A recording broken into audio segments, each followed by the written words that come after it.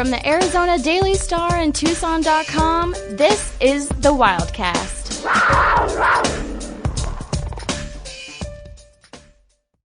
On the latest episode of What's Going On with the Pac-12, we don't know a damn thing, but on the latest episode of the Wildcast podcast, we got lots of discussion regarding Arizona Wildcats football. I'm Justin Spears. He's Michael Lev. We're going to be chatting about Arizona football because it's the start of preseason training camp. We're less than a month away from the Arizona football season opener against San Diego State at the new Snapdragon Stadium in San Diego, and it's here, Lev. We're officially in season mode, getting ready for the upcoming season. And I will say this. I haven't had this feeling about an Arizona team in a little while regarding prospects that they've had on the team. Like, I look at some of these players on the team, whether they're returning players who spent the last year plus in Tyler Owens' strength program or new guys who are coming in. There's a lot of interesting guys on this Arizona roster. Now, there's a banner outside of the practice facility that says expect to win. And I jokingly said this on the radio show yesterday that there should be a ... and then it says expect to win more than a season ago. I'm not sure that Arizona is going to be making this big splash this upcoming season. It could happen. Things are crazy, but I just think that the way this Arizona team is built right now, they're going to be significantly better than they were a year ago.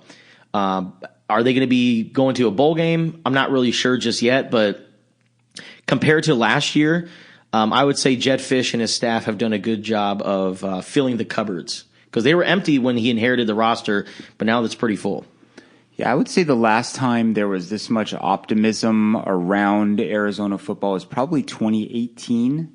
That was when someone's first year. They were coming off of that awesome run by Khalil Tate, and he was being viewed as a Heisman candidate, and someone was coming in, and someone had, he had coached Johnny Manziel to a Heisman Trophy winning season, and it felt like that combination was going to be unstoppable. It didn't turn out to be the case. There were all sorts of problems. We've gone over them ad nauseum on this podcast and elsewhere. Oh, we had to bring up Khalil Tate. 2022. So of course, hey, Khalil's my guy, and he always will be. But things definitely feel different, not in terms of necessarily messaging. I think there was a lot of the messaging kind of happened last year. Now it's more tangible. Like you said, the roster itself. When they get off the bus or they walk over from the locker room to the practice field, it looks like a more impressive team. Like when you see someone like Takario Davis, who we got a glimpse of toward the end of practice, freshman cornerback from Long Beach, and it's like the prototype, like long-armed cornerback for the type of system that Johnny Nansen wants to run. Like central casting, that's it. And Ephesians Pridestock looks to have about the same build. Like they could almost be twins, I jokingly said like they look like shooting guards. Yeah, they look exactly. Like yeah, exactly. Couple they look Dalen Terrys. Yeah, like they could just come down on the wing, receive a pass, fly in for a dunk. We'll see if they can play. They still haven't, taken a snap in a college game, but that's the thing you like to see. They've got a lot more depth along the defensive line now at those defensive, inside, defensive tackle positions, which is good. There are still weak spots, of course. Linebackers kind of still up in the air as to who those guys are going to be and how good they're going to be. I feel like depth at safety. And then, of course, the offensive line, which is just kind of this lingering issue and could kind of bog everything down. But I don't know if I'm an Arizona fan and I just examine the roster, I examine the state of affairs elsewhere in the Pac-12, I'm feeling pretty good about things. Yeah. I was going to say Pac-12 South, by the way, but I don't think that's a thing. No more anymore. divisions. No. And then eventually it's going to be no more Pac-12, or maybe not. We'll see. But I think I'm more impressed. And again, this could be, just kind of, day one hangover, right? You see the guys, you see them warming up, you see them doing individual drills, and you think, oh man, maybe this could be good. But I'm also not looking at other Pac-12 teams. So I don't know where these guys stand up in the conference. But defensively, Lev, I'm very excited or intrigued by the pass rush, by the defensive line. Because you have Keon Barrs right there in the middle, who led the team in sacks last year, which is pretty difficult to do as an interior defensive lineman. And then Jalen Harris is going into his last year. And then on the other side, you also have a guy like Hunter Echols, who had a good career at USC, but was never really that guy. He was just kind of just a role player for the Trojans. Now he steps into a role where he could be Arizona's best defensive player. And then Paris Shand, who's a basketball player who spent the last year in Tyler Owens' strength and conditioning program putting on weight. He has a basketball frame, but now he put on weight to where he looks like a true defensive lineman. That group together, I think it really makes some noise. And I didn't even mention J.B. Brown, who's going into his last year as well. So they got experience, and I think they got depth more so than the last couple of years. Yeah, I think the cool part about it is that it's not just the four guys. There's also, as you mentioned, J.B. Brown, someone who's been around the block a time or two. He can play inside and outside. You've got Tia Savea, who came over from UCLA, who everyone just assumed he was going to start, but Paris Shand played so well in the preseason that he just kind of like, no, I'm not giving up this spot. Yeah. So there's another guy. We've already heard good things about Jacob Kongeka, and I'm not sure we're saying his last name right. I think it's Kongaika. I've seen something completely different than that too. Well, hopefully we'll find out at some point from him or one of his coaches what the deal is there. But he's a freshman from Mater Dei High School in Southern California who kind of flew under the radar in recruiting. He was viewed as being a little bit undersized, but they love him and looks like someone who could be in that rotation at nose tackle. Can I say something about the walk-ons real quick? Yeah. I see the system that they have in place for these guys. If you notice, like Arizona's loaded up on walk-ons, but there's kind of like a program where you get these guys who are borderline Division I scholarship players, and they get these kind of diamond in the rough type of players. They let them come in for a year as a walk-on, and then they give them a scholarship. Like who's that guy? Amon Allen, who's a linebacker. He came in. I mean, he had other offers to other places, could have went anywhere, but he came to Arizona as a walk-on and then is given a scholarship. So I think there's kind of a plan in place to where a guy like Jacob Rich Kongaika, if he lives up to the expectations, that he's going to get a scholarship next year. And we found a guy yesterday who we didn't know about before camp started named Rex Haynes, who is a wide receiver from San Diego. His father is Mike Haynes, the Hall of Fame NFL player, cornerback from the Raiders and Patriots too, maybe. Rex was committed to Colorado State at one point. He also had offers from Arizona State, San Diego State, and maybe one other that I can't think of right now. 6'4" wide receiver with those kind of genes. That's a pretty good get as a walk-on. Yeah. They've done a really good job, I feel like, of finding those types of guys to fill in the margins of the roster. And who knows, maybe they become something. I mean, I think Amon Allen is probably the number 2 middle linebacker. Yeah. Heading into this training camp here behind Jerry Roberts, someone who was thought of highly, like you said, kind of on that border's edge between scholarship player and walk-on, was a safety, I think, primarily in high school, and has bulked up a little bit, has length. Yeah. We talk a lot about length, having that like frame that you can develop. He's 6'2", 6'3", so that's a good starting point, right? If you can add some bulk and keep your mobility, those are the kinds of talents that you like to bring in on your defense as you're just starting to build that up. Yeah. Anything else jump out to you defensively? I mean, we kind of already know who some of these guys are going to be, like Christian Young, Jackson Turner. That's going to be your safety duo. defensive backs, you got Christian Roland Wallace on one side, you got Traydon Stukes on the other, Isaiah Rutherford as that kind of like that third starter, the guy who's going to be right there coming in frequently. So, I mean, there's not really too many surprises on the defense, but I'm really pumped to see what the defensive line can do and see how they can generate more of a pass rush. But let's go to the offensive side of the ball. So Jayden de Laura is going to be the new quarterback. And the big news with Jayden is that he's put on some weight. In the offseason, he put on 20-plus pounds. I believe it was 24 to be exact. And Jed Fish says it's body armor. He's going to take some hits, so he needs that extra cushion. But Jayden says this is the best he's ever felt in his career. He feels mobile. He feels like he can, obviously take the more hits.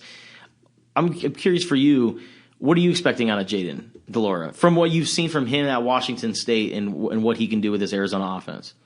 Yeah, I think what Jayden is going to bring to the table on the field is just more big plays. I think Jed recognized that there was a need for more explosiveness out of this offense. I mean, they were, pretty good between the 20s, right? I mean, they gained yards. Yeah. They gained yards all the time. They struggled in the red zone. Hey, maybe you don't even have to bother with the red zone if you can bust off a 40-yard touchdown or a 50-yard touchdown. So you bring in someone like Jayden de Laura, who's aggressive, willing to take those shots down the field. You bring in someone like Jacob Cowing, who averaged, I want to say, like 17.9 yards per catch or something like that at UTEP. I mean, he was a big play weapon. Tetero and McMillan, I think we got a glimpse of what he could do in the spring as a downfield pass catcher. I think Kean Burnett, the freshman tight end, is another one who can run up the seam, create mismatches against linebackers and safeties and make big plays. I think, Jayden de Laura, because he's so aggressive, he's probably going to throw a couple more interceptions than you'd like. But if you're Arizona, I think that's a trade-off that you're willing to accept. Because accept that, like, think about it. If you're like, well, it doesn't mean anything, he's going to throw a bunch of interceptions. Think about that style of football compared to Arizona's offense against Colorado last year, when they were, I think, averaging like 1.8 yards per play or 2 yards per play. Like, it's going to be completely different this year. I mean, look, they had the turnovers last year without the touchdowns. Yeah. Every quarterback who came in, they were interception. underwater in the turnover table, right? And they were really bad in the red zone.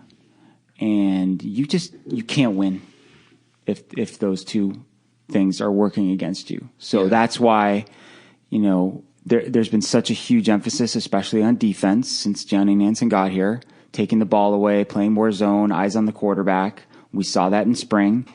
And then, Jed said after the first practice, we're living in the red zone for the first several days of camp. Like, we're going to do all of our work, inside the 25-yard line. It wasn't just the offense either. It was the defense too. The defense, I think they were first or second in the pack in passing yards allowed per game. But if you look at like the touchdown to interception ratio, they only had 4 interceptions and opposing quarterbacks had 25 touchdowns. Yeah. That's not good. Yeah. Right? So they need to really kind of batten down the hatches, when it comes to red zone play. And I think just having more playmakers, having more experience at quarterback, having more size at wide receiver with Tetero and McMillan and A.J. Jones. Yeah. Kean Burnett, you can just throw him into that mix as well. Tyler Powell's the new tight end? He's like 6'6", 6'7". All of those things I think should help to improve the production in those critical areas. When I saw Tyler Powell's frame, I thought he was going to be built more like a basketball player or like almost like a wide receiver. He's got some good size to him as a freshman. Almost looks like if he put on 30 more pounds, he could be an offensive tackle. But I mean, he's pretty built, good size for a tight end. Yeah, he does. And Jordan Paopao said he was kind of pleasantly surprised at his ability to catch the ball down the field. So we'll see. I mean, the hardest thing to find a tight end is someone who has that all-around skill set. I mean, that's what made Rob Gronkowski such a good NFL player. Is not only was he an incredibly productive receiver, but he was great and willing blocker. That's the rarest of the rare at that position. So I don't know. We'll see. So for tight end though, Kean Burnett, Alex Lyons, those are going to be your two guys, and then you have some other guys getting in. Is that one guy from Southern Utah? What's his name? Oh, Tanner McLaughlin. Tanner McLaughlin. He's in the mix there. You got Tyler Powell there. So Arizona's certainly loaded up at tight end. But going back to quarterbacks, does QB2 interest you at all? Like, hey, Jaden Delora gets nicked up. Hey, he can't go next game. So who's going to be that next guy that steps up? Is it going to be the returner in Jordan McLeod, who, by the way, lost 15 pounds in the offseason, and I'm pretty sure 14 of those were from his hair because he cut his hair. Now he doesn't have that huge haircut. Now he's got a fresh fade. But, Jordan McLeod is coming off his injury, but in the time that he was Arizona's quarterback, showed that he can control the offense. He's a very good point guard. But then you also have Noah Fafita, who is the future of the program. So do you turn to the returning guy, McLeod, or do you go with Fafita and get him some reps before he takes reins of the offense? I think that it depends on the situation that you're in. I think that's a really good battle for that number 2 spot. Two guys who are at very different stages of their careers. I mean, Noah Fafita just got here, true freshman. And I feel bad because I'm writing off Will Plummer, by the way. Yeah, but Will's injured. I mean, he hasn't been able to throw a pass. I don't know when he's going to be able to throw a pass. So I don't know if he's going to be available at all this season. It might become, like a medical redshirt year, year that he could get back if he stays at Arizona or ends up going someplace else. Jordan McLeod, a veteran, been around the block a time or two. Really bad luck. What happened to him last year, getting hurt in that UCLA game. So to me, it's like if Jaden gets injured during a game and it's a close game that you're trying to win, you put in Jordan McLeod, right? If God forbid, Jaden were to suffer some sort of long-term injury and you're not necessarily in bowl contention, maybe you say, hey, we're going to throw Noah out there and give him an extended run. Yeah. That's kind of how I view that situation. I think they're both good options. I really love Noah Fafita's potential. Me too. Great arm. Very confident player. There's just seemed like there's nothing that they threw at him in spring deterred him. Yeah.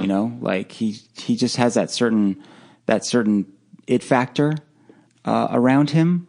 And, Jed said at Pac-12 Media Day that Noah has everything you could want in a quarterback. Now, what he didn't say was, except for height, right? Like if Noah wasn't 5'9", if he was 6'1" or 6'3", he would have been coveted by every school in the country, So, he's had to deal with that situation his whole career, and he will continue to figure out how to make plays. And it didn't really seem like it slowed him down at all in spring. Well, here's an encouraging thing for Noah Fafita, a guy who has a similar stature, just signed a contract that makes him one of the highest paid quarterbacks in football. And he plays not too far up the road here in Arizona. Kyler Murray's going to make $46.1 million. So Noah Fafita's got that going for him. But beyond the quarterbacks, offensive line, like you said, Lev, it's all great that you got T-Mac and you got this guy in Jacob Cowing who could be Arizona's highest draft pick in this upcoming year. I think he's going to be a really good wide receiver this year. And, there's a reason why schools like LSU wanted him. Like the who's who of college football all reached out to Jacob Cowing, and he ultimately came back to Arizona. I mean, a big reason why is his kid. His son Chase, who he named after former ASU Sun Devil Chase Lucas, who's now with the Detroit Lions, which I think is kind of a cool story. But you have these great skill players. The running backs are incredible. Like that's a deep group right there. But it doesn't mean a damn thing if the offensive line isn't doing their job. So, are you confident? And it's I look at the group as you have a blend of returning talent, and then you have this budding star in Jonas Sabanea from Hawaii who lost weight and is really, really coming into his own as a D1 football player. I'm not really sure what to think of this group because as much as I want to have optimism, I think about what we've seen over the last couple of years. And for the most part, it's the same group of guys like Jordan Morgan, Peyton Fears, Josh Donovan. So I'm not really sure what to think of this group, but there's a lot of optimism there, especially at that left tackle spot with Jordan Morgan. Yeah, aside from the freshmen that they've brought in, Jonas Abenea, Jacob Reese, Grayson Stovall, they didn't really add a lot in terms of, proven players along the offensive line. Hard to find in the transfer portal, most coveted position, really. So what they're banking on is the experience that those guys have, and they're banking on the fact that they have another year of experience in the system, right? That those guys should feel a lot more comfortable playing the way that Brendan Carroll wants them to play in year two. Peyton Fears definitely improved last year at right tackle. He was more consistent. I don't think he's an elite college tackle. I think, really his skill set to me is more that of a guard because he struggles with speed rushers, but he's the best guy they have for that spot. He's very stable. He's durable. You kind of know what you're getting there. The piece that's volatile that could really, dictate what happens with this offense. You could make the case maybe the most important player on the team, maybe outside of, Jaden Delora, it's Jordan Morgan, the left tackle. Supremely talented. Has all the physical gifts that you could want, right? Really good athlete, good size, good length. Hasn't put it all together yet. I think, the fact that he suffered a high ankle sprain during training camp last year was a huge setback, and I'm not sure he was ever quite right. After that happened, it was his left ankle, and as you know, like when you're playing left tackle, like you have to move to your left. You put a lot of weight on that left ankle. Put a lot of stress and strain on that left leg as you're kicking out to try to slow down the outside rush. And he was a star of the weight room this offseason, gotten bigger and stronger and more flexible and more stable and more balanced.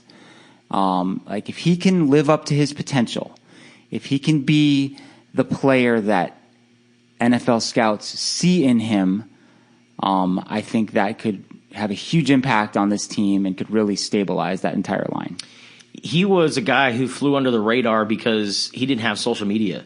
He didn't have Twitter. I think he had an Instagram, but his following wasn't really that high. He was a guy who was completely off the map.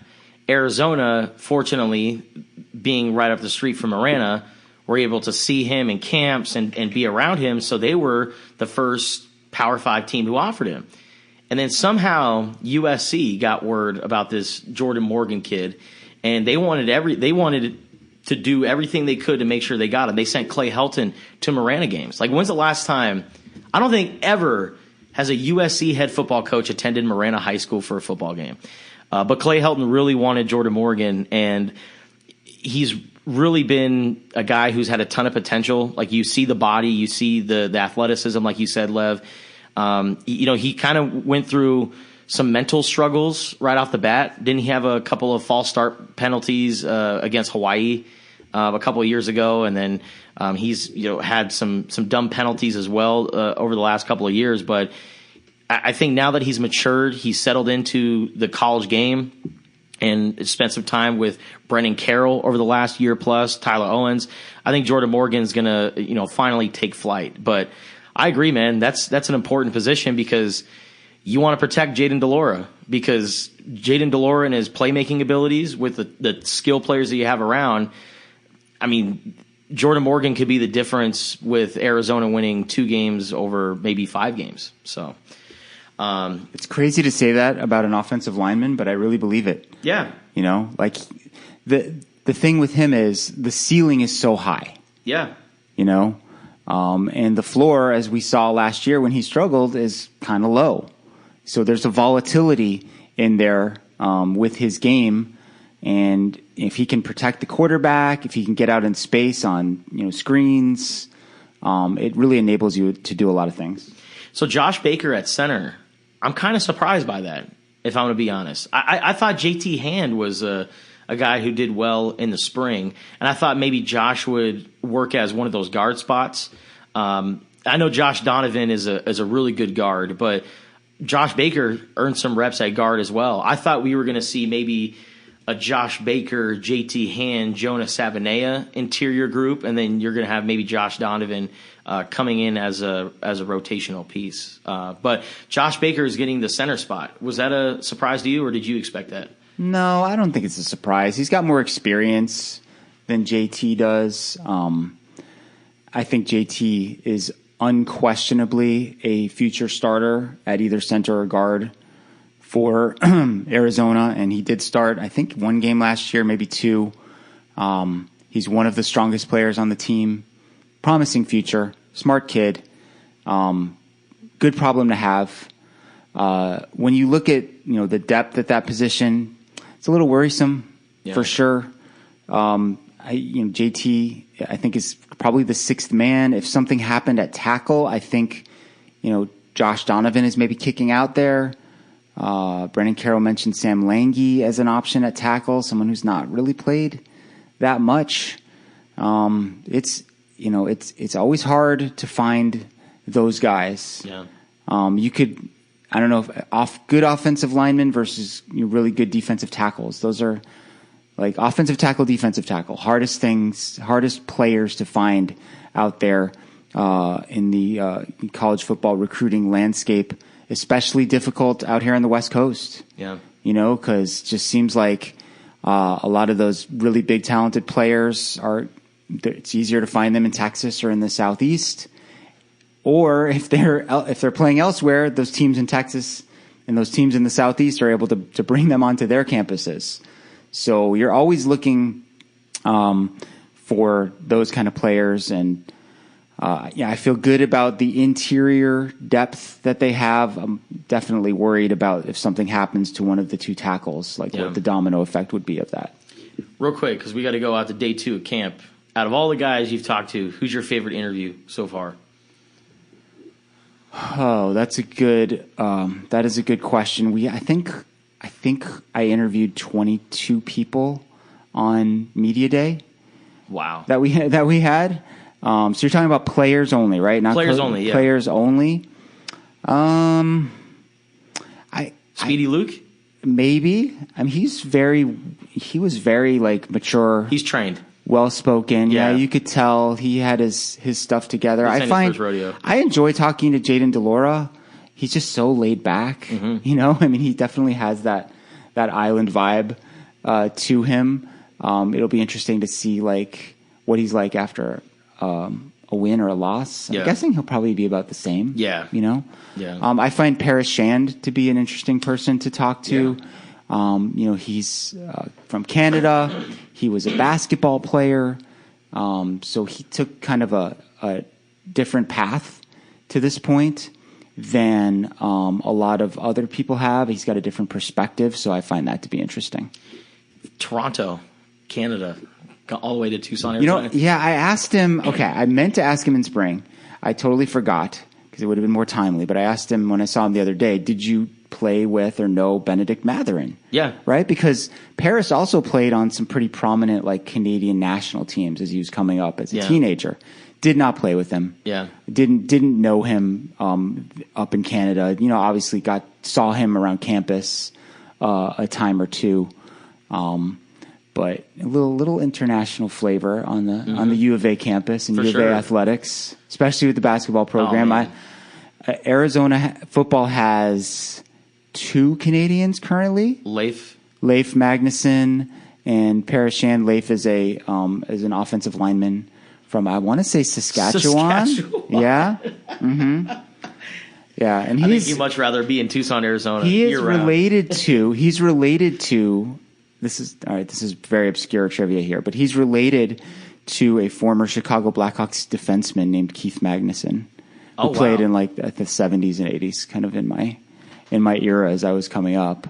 I think he's his nephew. Okay. I want to say, or great nephew, or something to that effect. So I thought you were going to say he was related to like a prominent Viking. That might also be the case. That might also be the case.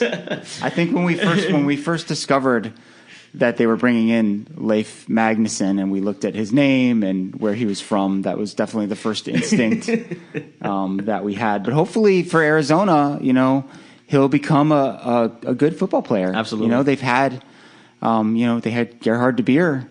Yeah. Who's another international guy who had a track and field background who turned into a solid starter here. And a solid dude. Sometimes, like I said earlier, very solid dude. Sometimes, especially at those kind of positions, you have to get a little creative to find players because they're so hard to come by. I mean, the Philadelphia Eagles drafted a guy from New Zealand who was a great rugby player, but they got him just because he was 6'7", 6'8", 280 pounds.